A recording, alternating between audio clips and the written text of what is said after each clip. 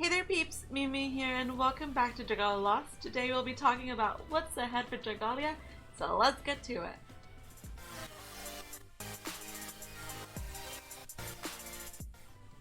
I know, it's been a little bit since I've done a Dragalia Lost video and I'm getting back into the groove of things. Life is really busy and thank you all so much for being so patient. I did change my streaming schedule. I streamed yesterday, Monday, and I will be streaming most Mondays coming up ahead.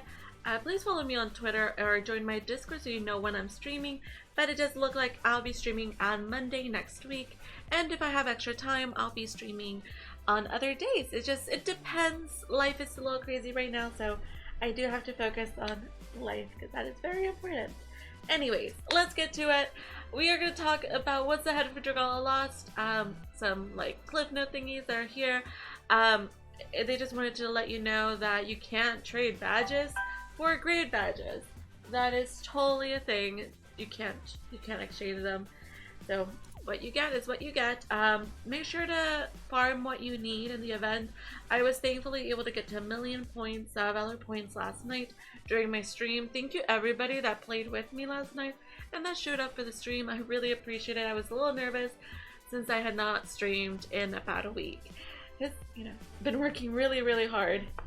And also there was a little issue going on with the 5 Adventure 7 screen. Apparently sometimes when you got a 5-star it showed 3,000 Eldwater instead of the new amount, but you would get the right amount. It was just a display issue. Just FYI.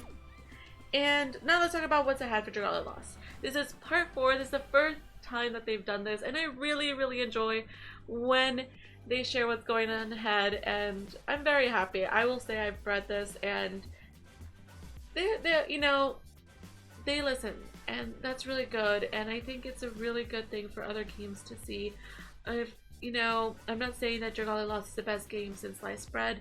I'm just saying that they do a really good job about listening to us and making changes and making sure that our quality of life in this game is continuously improved, and that's something amazing. And so let's talk about what's coming ahead. Matsuda, the director of Dragalia Lost, is talking to us and about some of the future updates, which is awesome. So some event information. Are y'all enjoying Fire Emblem Heroes? Make sure that you play the defensive battles that they were implemented for the event, and they want to get your feedback on who's playing, and just give them feedback about what you think of the defensive battles mode. Do you like it? Do you not? What could be improved? That way that they can improve it in the future. Also, the update that went live a short while back added and fixed a variety of elements. We're continuing to make adjustments in all areas of the game, from fundamental elements like the way summoning works to elements related to how the game's action flows, like being able to damage enemies that have fallen over. If you haven't read through the update details yet, be sure to check them out, and of course, we'll continue to improve and add various features to make the experience better for all of y'all, and this is very key. They are going to continuously improve and add various features to make a better experience for us, and that in itself is amazing. Now, you go Dragalia Lost. I applaud y'all. Okay, so version update on May 14, 2019, which is also when the game is going to finish the fee event. So fee event ends on next Monday night. So on the 14th, that Tuesday, we'll be having the new summon showcase, and Beautician Zardin is going to be part of this. He is going to be a 5-star Blade Light unit. And I like that they call this out. The 3-star adventurer Zardin has donned some new attire, and he is here as a 5-star adventurer. We tinkered with his skill effects a little too, so I hope you enjoy playing him. Aside from the characters that appear in the main campaign, the supporting cast of summonable characters have a lot of hidden facets, and let's say foibles? Quirks? Well, suffice it to say here are a lot of interesting characters hanging around, and we want a wide variety of them to appear anew in the future. So I think that's really cool. They're just calling out that They are basically going to be reskinning some of the characters that we already have. Zardin is a 3-star and he's kind of forgettable, honestly, as a 3-star because I haven't used him. Honestly, I haven't. But like, I think it's really cool that they're giving some love to characters that we've already have and trying to, like, you know, liven them up a bit. So that's really cool. I look forward to seeing what he can do, and he'll be with us on the 14th of May. And 1 week he'll be here. Let me know if you're interested in him. I'm curious. Also, additionally, starting the same day on the 14th, the Resplendent refrain event will be returning. It is a raid event. We want those who started playing recently to be able to enjoy past events. So we'll be reviving past events in the future. We'll also revive facility events, so don't worry too much if you miss a facility. Okay, so Resplendent Refrain was a shadow raid that we had really long time ago. Actually, it was like 5 months ago. I looked at my videos. So we got this raid event 5 months ago, and it was a shadow raid event, and in it we had a focus banner for Lucretia, and we got Elias, the character here on the screen, as a free character. And also we did get the cutest dragon we ever did get. So let me show you Elias, just so you know who the free character is. We get him for free, such as the same way that we got Alphonse just recently. So here is Elias. He is a bow user that we got, and his resistance is to curse. So I would think that Zardin would have a curse resistance, which would be pretty good, considering that it will be something that we'll need for what's it called? Jupiter? Jupiter is a bird, the chicken, right? Yeah, I'm gonna say that. And also the dragon that we got for free as part of this is the lovely Maritimus. He is the cutest little dragon there ever is. I would say that he is the best dragon in this game because he's adorable. Not because he's powerful, but because he's adorable. He does shadow HP and strength plus 15%. But that's pretty much notable there.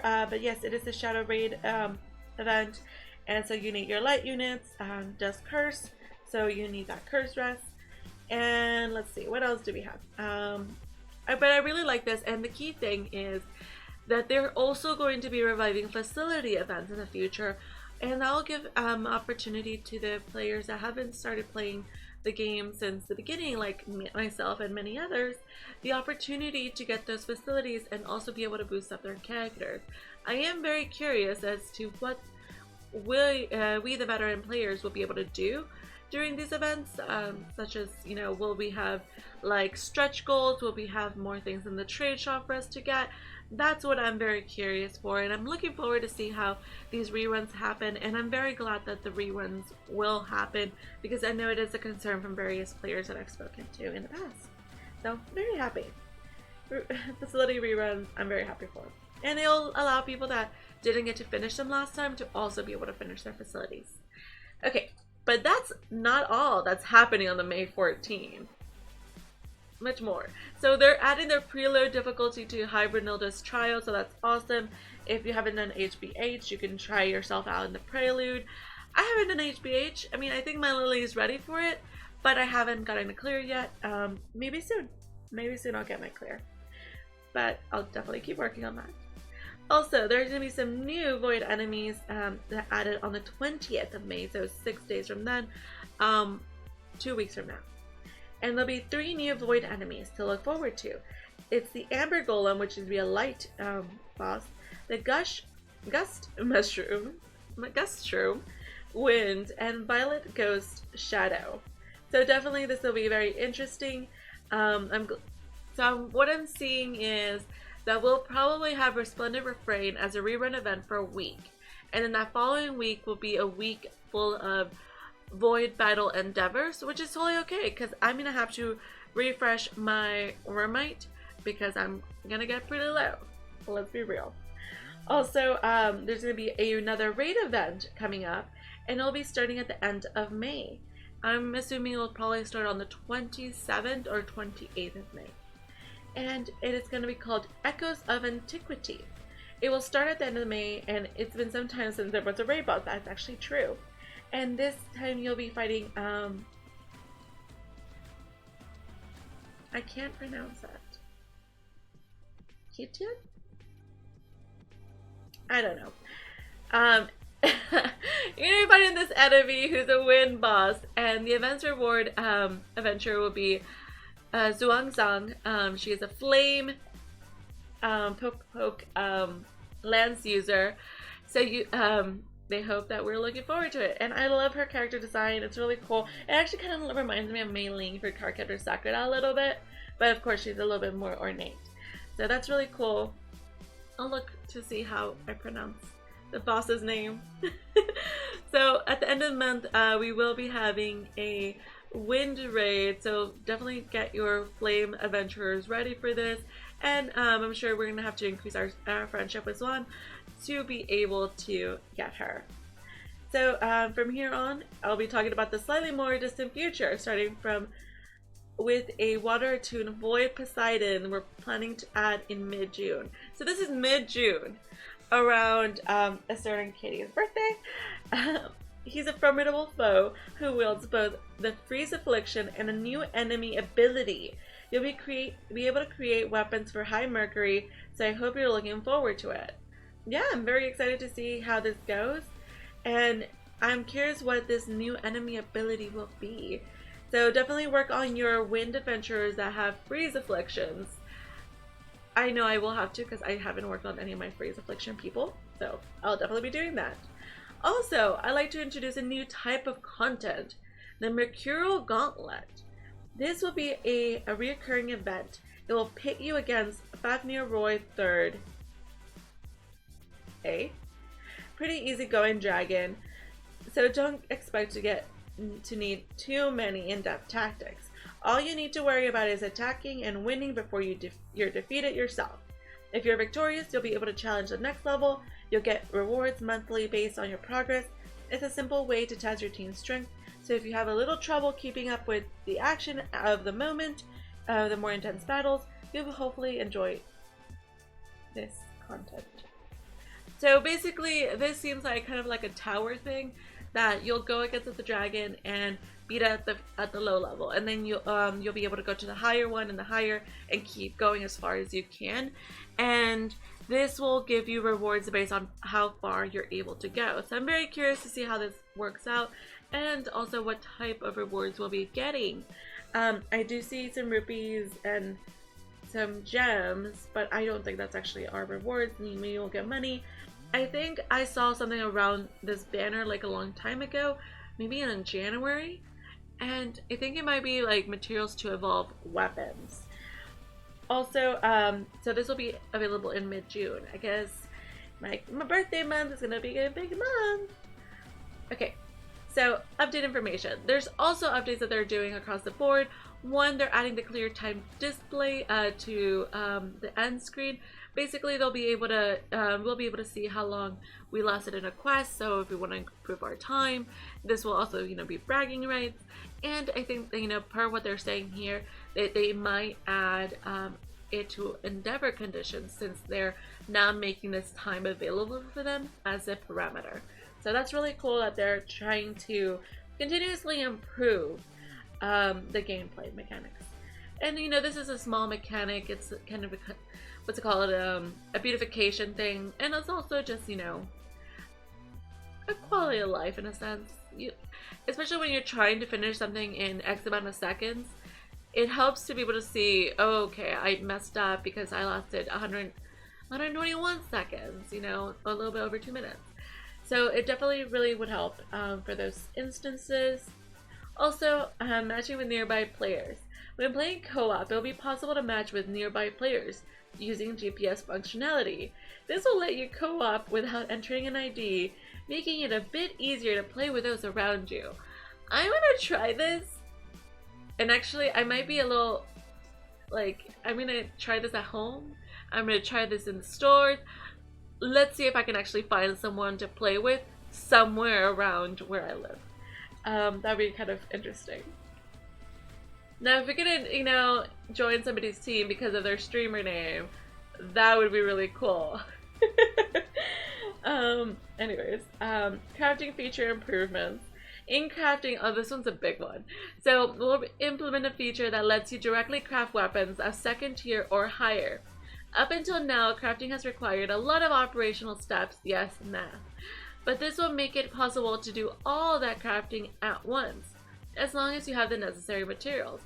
At the time of implementation, you will not be able to use weapons you already have as materials, nor will it be possible to enhance weapons directly.